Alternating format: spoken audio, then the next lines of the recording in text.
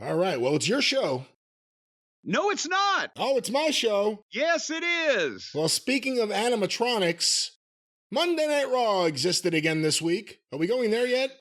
Oh, boy. That's why I was trying to talk more about the dog poop and the red sun and the... Yeah. So, Raw is 3 hours long. That's a factoid for you. Not a lot happens. Every once in a while, something does. Most of the time, it's just there's some movement going on.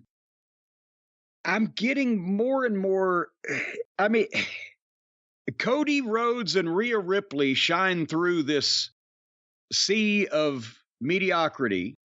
And every once in a while, there's a moment. But my God, if I wasn't taking notes, the only thing that I would take away from the program is, boy, there's a lot of commercials. And boy, there's a lot of fucking people talking to me. And 3 hours of it. June the 12th was no exception to the rule. Okay, we had this debate on my show that we just did a couple days ago, Brian.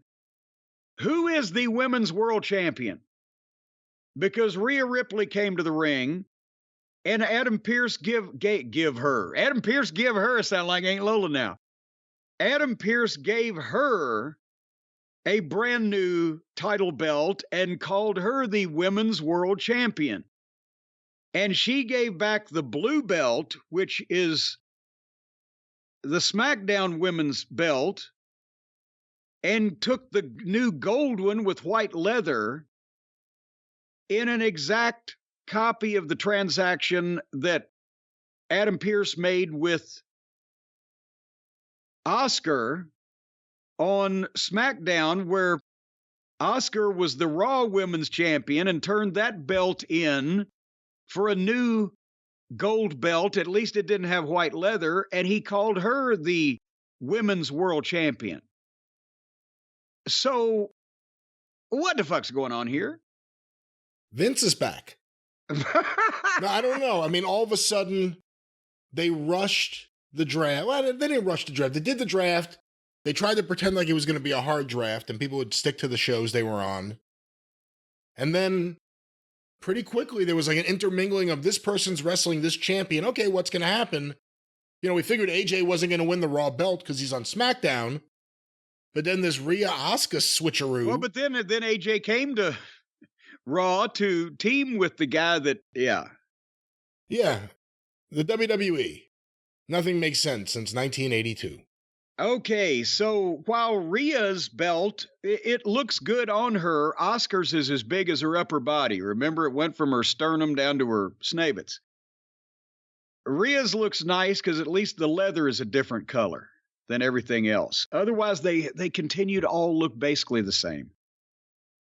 Dominic came out to celebrate, and then Cody's music plays. And I think, okay, Cody and Dom, we're going to get that set up here because of the altercation they had last week. And, of course, now that Money in the Bank is coming up, the entrance stage has 15 ladders on it. And Cody comes out and does the promo, puts Rhea over, and reveals he has a match with Miz later on. I'm like, Newman. And they show the VTR, Cody points to the screen, so they show the VTR of Dominic slapping Cody last week. And Cody asked Dom for a match at Money in the Bank. And Dominic responds by not saying yes or no, and not answering the question. And Cody presses it, and Rhea steps in and responding for Dominic. He's more of a man than you, but still hadn't answered the question. And Cody says, again, I ask. And they've built this up where Rhea is going to be the one to accept the match for Dominic. And here comes fucking Miz from behind too early and doesn't nail Cody, but is there, and Cody spins around and nails him right as Rhea said he accepts, and it didn't get a pop because Cody was punching Miz and it got stepped on. And then Dominic hit Cody from behind, which was supposed to obviously happen, and then bailed out. So Miz was there one sentence too early and killed the fucking reveal of the thing. Did you basically feel that same way coming out of it? I don't know. I kind of got a kick out of it because remember last week in Miz TV, Cody was dealing with Dom and Rhea, and he just gave Miz a bonk on top of the head. And that was all it took, and Miz went down. This week, Miz goes to get him. Once again, just gives him the bonk, and Miz goes down. So I'm getting a kick out of that, actually. But the thing is, the way they had built that up, if Miz hadn't been too early, then Rhea would have said, which she did, but nobody heard it, he accepts, and they would have got a big pop. And then that's when, if Miz had come in, Cody spins around, blocks him, nails him, and Dominic has the chance to take the cheap shot and run, and it got stepped on. You know, Miz is a comedy figure on that show. I don't care if you're his biggest fan and you think he's really talented. That's the way he's presented. That's the way he is. But beyond that, Cody, Rhea, Dom, this felt like upper echelon people all interacting. So it's really interesting. And Rhea gives off more star presence than almost anyone there. Yeah. Her and Dom are fantastic together. And again, Cody's in the middle of a thing with Brock. This is happening, but it doesn't feel like it's taking anything away from that. And I'm really interested to see where this is going. They're doing it on the pay-per-view, Cody versus Dominic. Is it just a one-off thing and then it's back to Brock? Is it as simple as Brock said, I'm not going to England? Who knows what, but this was one of the good segments on Raw. And then the bell rang. No, first of all, I will say yes, for pay-per-view, this is a great way to utilize Cody and Dominic while they're waiting for the third match with Brock. And while Brock is his annual hibernation or whatever Cody called it, Dominic's got a lot of heat in a different way than any of the other heels on the roster. And Cody is the biggest babyface. Cody can wrestle Dominic and win, which he has to, but it ain't going to hurt Dom to do the job because his heat is not about right now winning and losing. It's about his gimmick and him and Rhea as a couple and the whole 9 yards. And at the same time, Dominic can be elevated by being in the ring and being competitive with Cody. And you know it's not going to be a bad match because Cody's going to lead it and Dominic's been carrying his end of everything. So it helps everybody. And it's another way for Cody to get a victory and without even not only not hurting, but actually helping one of the heels on the roster. So this is perfect. Come on, this is the chance. Brandy and Rhea. This is the chance. This is the time. God. This is the time. Hey, one other thing. Cody's super over. Cody has been just a fantastic babyface in everything he's doing there. So what do you guys want to talk about? Opening tagline? It just doesn't work, does it? Because there's no reaction. You can't respond to it. Unless you're talking to the viewer at home, and now he's doing it to the building, and they just go, ah, because you can't say, no, inflation. You can't just yell. Like, what are you supposed to yell? Brock! Like, what are you supposed to yell to that or react to that? Pick your own personal choice. Aunt Fanny's appendectomy. You know what? Now just say, here's what I want to talk about. And then Brandy can interrupt and say, who told you it was open mic night, bitch? But I'm your husband. I don't care. But other than that, this is good. And, you know, it's not an in-your-house main event, but it's a good, like we said, a good main event between now and whatever's going to happen with him and Brock. The other question is, what are they going to do with Dominic? There's nothing really defined with him right now. He's done with his dad, thankfully. The Judgment Day are having their own internal issues. It appears Finn Balor may be about to do something else. But other than that, what's Dominic really doing right now? They need to find something for him to keep this going. Yeah, well, and I can see Dominic and Rhea being a couple independent of the Judgment Day. Because Priest, they've obviously got aspirations to be a top single, or he wouldn't have had that match the other night. So, you know, but it's good problems to have, that everybody's interesting in their own way. And then there's Finn. But speaking of being interesting in their own way, Cody and Miz had a match. And of course, they started it and it went 2 minutes to break. And then coming back in very quick fashion, Cody won as he should, quickly and decisively. And it's the Miz. You know, Cody, like his dad, the one thing he does just like his dad, not just like his dad, but it reminded me of Dusty here. Like, you believe he's in a battle. You never think he's like half-assing it. Like, you believe that Cody's in some kind of struggle. And you look at him, he's covered in scars and he has blood from his arm, I think, on this one. You know, he looks like a guy in a scrap, as opposed to most guys who are just doing a tumbling routine. Or what did you say this morning as we were speaking in preparation? Human juggling. Human juggling, yes. We just saw that clip of, what was it, Commander and El Hijo de Vikingo and another guy, just all like dodging each other, noticeably jumping. It was human juggling. That was the only thing I could use to describe it. Well, yeah, they were doing exaggerated drop downs like it was the old shell game. And, you know, one of them was covering the P right. or whatever. Human 3-card Monty. And now here's your host at ringside, Monty Hall. Or Monty Rock III, whichever. Nevertheless. As long as he doesn't pant. The panting announcer will strike again later. So, and real quick, let's skip through much of Raw and get to the high points. Becky Lynch did a promo in the ring about Money in the Bank, which led to Zoe Stark interrupting her and doing a promo, which led to Cruella and Chelsea interrupting her, which led to Becky getting into a match with Chelsea that went 30 seconds to the break, and then Becky beat Chelsea. Thoughts? What'd you think of that Zoe promo? It's the first time I've really heard her talk on her own, and it was interesting. No, I remember we heard her a couple weeks ago when she got lost and had to ask Trish, and Trish mumbled something. Oh, that's right. Right. Yeah, that's right. Well, this was another one in that canon. They're throwing a lot of the NXT talent in the deep end of the pool right off the bat, and so let's get to the Judgment Day situation, because they were in the back. And why is there not only purple lighting, but smoke? Smoke! You saw the smoke? In the hallway of the arena where they're standing. That's where they make the hot dogs. It's time to make the hot dogs. So they're standing in this cloud of smoke and a hearty hi-yo Silver. And Damian Priest and Dominic and Rhea are happy.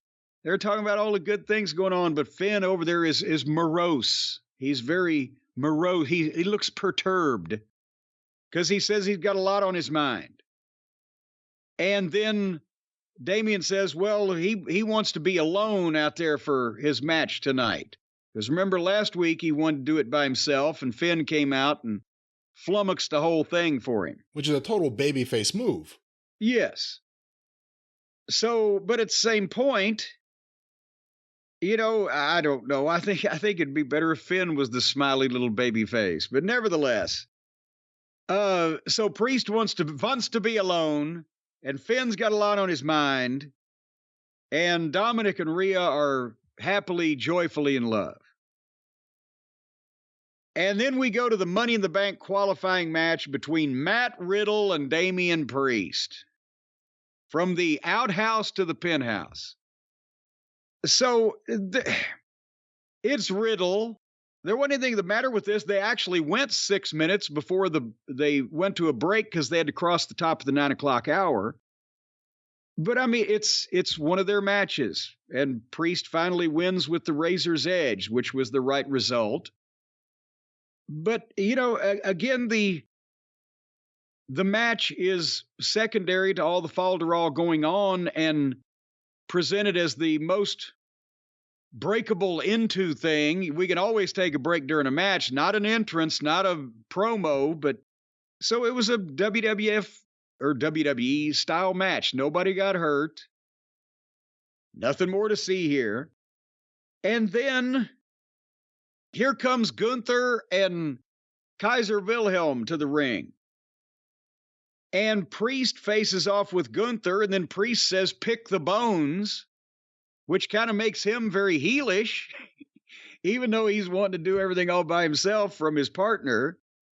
And then Gunther goes in and kicks Riddle a couple of times and hits him with a chop, and they stand there while the music plays.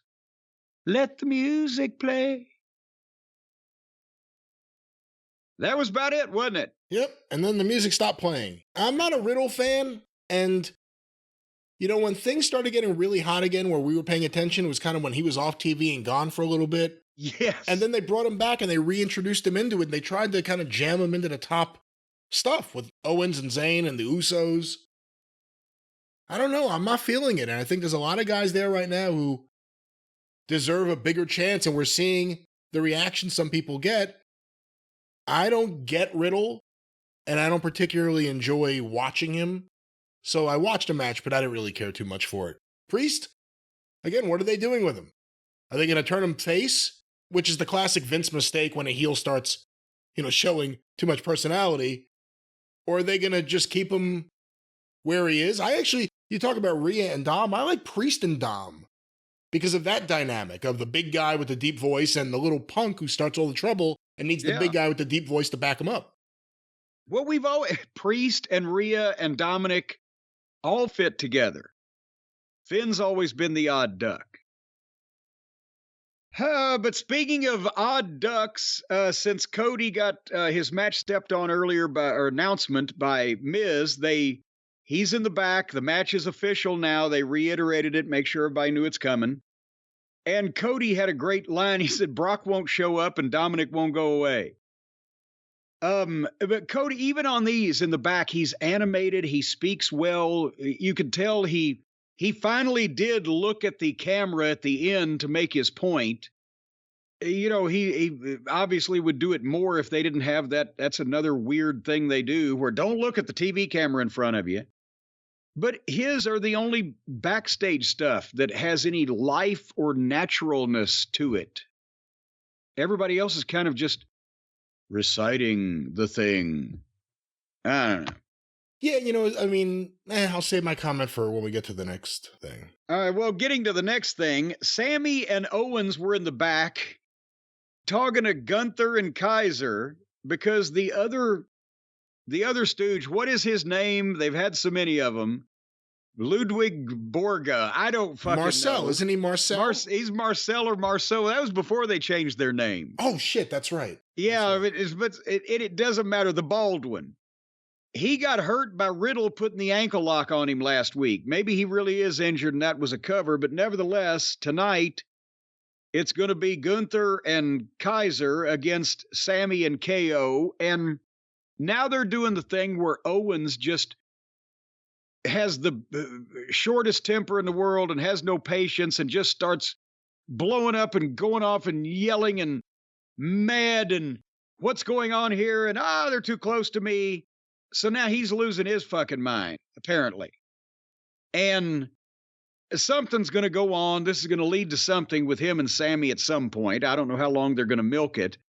But in this whole thing, Gunther barely spent. Now Gunther is teaming with one of his stooges in a losing effort for the tag team title just because they want allegedly compelling programming. So I wasn't really a fan of them even making this match because it diminishes Gunther standing as a top singles guy. To me, I'm sorry. Anyway, so that was that. Yeah, I'm not really into this new Owens thing because now it's been several times where he just starts yelling and storms off. It's a little too cheesy for me. Wilhelm delivers his lines great, but he's delivering lines. He stands at the weird WWE camera angle, where you're supposed to just twist your body a little. And then he speaks. Like, no one talks to anyone else in the world ever like that. The ring general. Like, just talk. I mean, that's the thing. As stupid as the Owens thing of him yelling and everything, he's the only one acting anywhere near natural in this whole thing. Gunther is great at just standing there and smirking. He never changes his expression. He just gets more arrogant, and it works so well for him. Everything works for him, but except the people he's surrounded with that he has no control over. And that's what brings him down. But they didn't have to be. They didn't have to be flunkies and stooges. You know, that's just the way. They didn't. Hey, old Gerhard Kaiser here. He's in great shape. He's a good-looking guy. He can work. They've just presented them as toadies. Speaking of toadies, we got the great hopping frog of Calabasas County, Ricochet, in a Money in the Bank qualifying match against Bronson Reed. Have we not seen this about 5 times? Well, again, Nakamura just got involved in this match.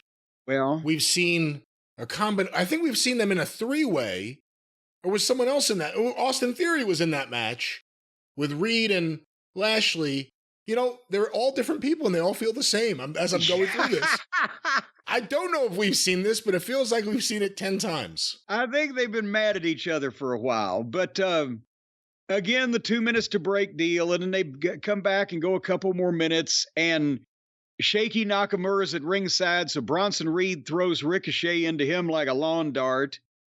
And Shaky attacked Bronson and got Ricochet DQ'd, and Ricochet was mad at Shaky, but Bronson jumped both of them and went up to the top. But they stopped him and took 30 seconds to get a grip on him, gave him the world's shortest suplex. It defied gravity that he had already landed before he took off somehow. It was that low. And the fans chanted, holy shit, but they muted shit. So holy. Yeah, that was awkward. At least they're better on the button than they are in AEW, where they'll say, shit, fuck, goddamn pissed motherfucker, and then they'll bleep, but. Yeah, they'll bleep holy, and then you'll hear shit and Moxley yell, fuck! Yeah. Fuck shit. I've heard more fucks on AEW than any wrestling show, including ECW, ever. I've heard more fucks on AEW than fucking Pornhub. Anyway, what does that even mean? Well, I've heard more fuck. Well, hey, if you had only seen what I heard. Well, all right, so Sammy was in the back with Owens again, telling Kevin that he's blowing up a lot lately. And, are you okay? So I'm fine. Is it a meth addict gimmick or somebody's been injecting him with some kind of, amphetamines? That would be something. It would be because I don't think he has a drug problem in real life to try to capture what's happening in society. If all of a sudden he just came out on TV and yelled, I'm on cocaine! And that could be the new gimmick, but because he's not on cocaine, you can kind of play with it and ride it because you don't have to worry about him actually doing all the cocaine. Well, but what about life imitating art? Then he could develop a problem because he was on the set snorting all that baby powder. He'd get a taste for the real stuff. Next thing you know, he's bouncing off the walls. Who is Adam Pearce talking to on the phone? Who are we led to believe he's talking to on the phone? I believe it's Nick Khan. But have they ever dropped any hints? No, I don't know. I know it's not Ross. That's all I know. It's not because first of all, fuck Sid and Ross. But but have they dropped any hints about who it could be, or is it he's always just saying yes, sir, or no? He's reporting to. Is it the chief of control, or is it possibly the chief of chaos? I guess the viewer at home should assume it's either Triple H or Vince McMahon, because that's the only thing that, if you watch the show, you would think, those are the only people you would think are higher than Pearce based on the way things go here. Well, no, there's several people in that company higher than Adam Pearce, regularly. In terms of the corporate ladder. Okay, well, in kayfabe. Then one would think that he would put the phone down and go, hey, Triple H just said, because the people know Triple H, he's on TV, he's around. Are they going to make the big reveal? Is it going to be he's been talking to Vince all along? Maybe it's Shane. That'll be an interesting twist. Well, it just depends on how twisted Shane gets. If all of a sudden Shane shows up again with Dabo Kato and takes over Raw, it would be chaotic. I'd watch that. Shane McMahon's Raw, give it like 2 weeks. By then everyone will be sick of it, but it'll be great. I wonder if he'll bring Dabo Kato and Dabo Kato's brother, Kato Dabo. Kato Kalin. And then we could, and Kato Kalin could be their manager, and there's Kato Dabo and Kato. All righty. Anyway, apparently Ricochet's mad at Bronson Reed and wants a rematch, but Pierce says sorry. Bronson's wrestling Shaky next week, and Ricochet tells Shaky off, and then Shaky answers him, but I'm not sure whether he answered him in English or Japanese, because I thought I recognized a couple of the words, but not the way that Shaky was saying them. And then here we go, the 10 o'clock hour. Yes, folks, we've gone through 2 hours of this program already. Finn Balor came out to the ring to talk to us and called out Seth Franklin Rollins. And he came out dancing, and the people were singing, whoa, whoa, whoa, whoa, whoa. And I was going, woe is me. And there was prolonged fan singing. Again, 25 years ago, if it was Austin and Rock standing in the ring, Vince would have been screaming, get to it! Get to it! Here's the other thing. Even if the fans really love doing it live, and clearly they do, if you're the home viewer, at a certain point, aren't you going to get sick of seeing this over and over again? Because it's not like anything happens. It's just he stands there, closes his eyes, or he actually conducts them like he's Leonard Bernstein. Thought it was Bernstein. Well, it could be whatever you want it to be. Lenny. Well, the thing is, that's where I reached that point here. I wrote, I don't fucking care what they're going to say. All this shit takes forever. And nothing happened. They talked for 10 minutes, and Seth called him a little bitch and left. You know what? I was trying to figure out how to... Yeah, I always say it's like Seth Rollins is on PCP. That's the character. But there has to be more to it than that. There's got to be a tranquilizing agent in there somewhere, because if he was on PCP, he'd be fucking ripping fans' eyeballs out in the front row, right? Well, I'm not going to run away from the angel dust accusations for the kayfabe character here, but I'm saying there's a cocktail going on to where it brings him up, but it takes him down at the same time. But I figured it out, just in terms of the nonsense and the way he behaves and everything.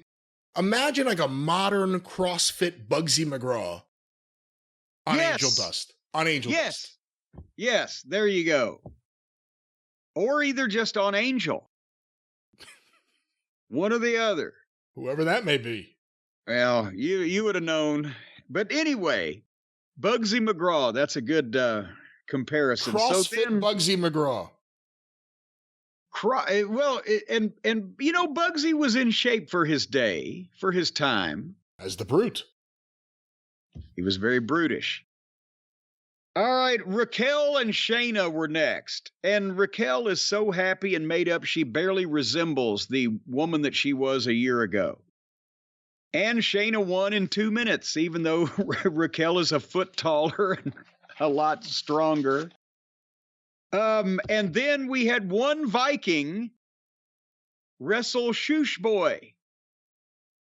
And Chad Gable is a great athlete, but the gimmick is Grizzly Death. But it doesn't matter, because the Vikings apparently have pissed somebody off, because this giant Viking fuck got beat by Shoosh Boy in, was that 1 minute? Did it last a minute? Boom. I fast forwarded a minute. I don't even know. No, it was over in a minute. Boom. That quick. I didn't have time to hit the button. And then the Rhea Ripley package came up. And boy, is she a movie star. And as a matter of fact, I wrote here, she's the, and then I didn't write anything else because I was too busy watching this package, because I can see her in Hollywood in 5 years. She is the female Rock. This girl is going to make major motion pictures and sitcoms, baby. Are you there? Well, was that a pitch to me? I don't know. I mean, I think she's beautiful and talented, but I don't know what roles there will be for these films. Oh, come on. All the fucking, what about the Kill Bills? It came out 20 years ago. She could Kill Bill. Well, 20 years ago, they're overdue for a remake. You see her as the good guy or the bad guy in the either way. She's the good girl that you want to cheer for, or she's the bad girl that you want to cheer for. And all of the The big action movie. What was the goddamn action movie that old Charlize Theron was in? Charlize Theron. What was that? Yeah, she was in something. She could be all three of Charlie's Angels. Do trick photography and make Rhea Ripley all three of Charlie's Angels. The movie roles are endless. She's the female Schwarzenegger, the female Stallone. Hey. Not the female Moxley. I'm the male Stallone. Anyway, that was her package. What'd you think of Rhea's package? I don't know what else to add to that. I mean, it was a video package. It was all right. Well, there you go. So Finn Balor was in the back of the building giving advice to one of the new flunkies that they have brought up to the main roster. Did you recognize him? That was that Devlin wrestler we saw a couple weeks ago, and then when he left the building, Finn was watching him. They both sound the same. I'm assuming they're from the same place, and now they'll be aligned.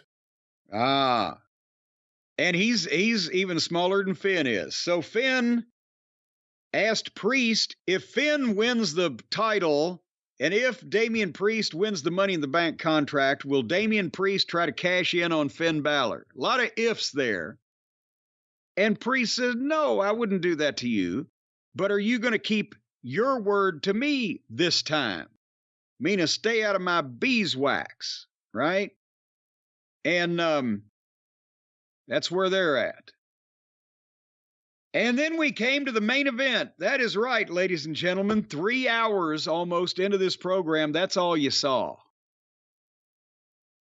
And did you notice, again, something is going to happen about this.